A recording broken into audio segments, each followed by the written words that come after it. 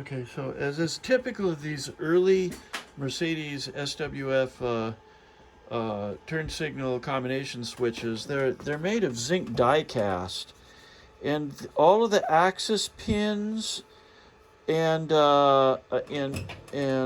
swedged on vertical pins have a tendency to wear out when they're being operated, to the point that they hourglass, and we have to actually go in there with little tubes and hard metal pieces and screws.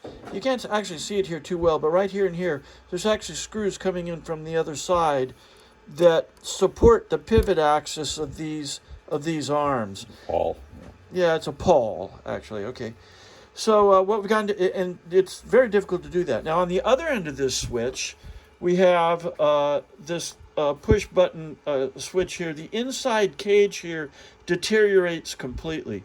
We've gone through the box on the inside of this mechanism and rebuilt the walls with phenolic resin material. Do you have a sample of that over there? Maybe grab that while you're doing it. And used a variety of different high-end adhesives and micro screws to hold them in place so that they operate properly. In any case, right now we have this thing hooked up to a pair of 100-watt quartz halogen light bulbs, which will give us about a 9-amp load. Go ahead and start operating here, Steve. Okay, it'll be right turn. So there's a right turn. Now notice that it does hold itself in the detent properly, which that's one of the first things to fail. And then mechanically you can push it back, and we have a full 9-amp load going through it there. And can you make it automatically cancel as well? Just show them, go the other direction maybe, and then there's a little trigger down here that makes them automatically mechanically cancel when the steering column comes around and brushes that. And then you're going to go for the other direction now, right? Yeah. Let's see. So we have to make a fairly complex schematic on these things to show exactly how they work. Steve's been doing this, so he knows this by heart. And there's the combination switch operating in the opposite turn signal direction. And then go ahead and mechanically, well, you can push it back yourself and trip it. So there's the trip mechanism. I can't tell you the amount of detail that goes into it. Even the detent of this spring, which is new. We have to put a slightly heavier spring in here, file out some of the detents, new vertical posts, what have you. So it's a lot of work. And what else, Steve? Is there? Okay, we got push and pull on the rod. All right. Okay, I'm gonna go for push right now. So in addition to turn signals, okay, push it away from yourself now. That's pushed towards the dash, and I believe, is that a high beam activation?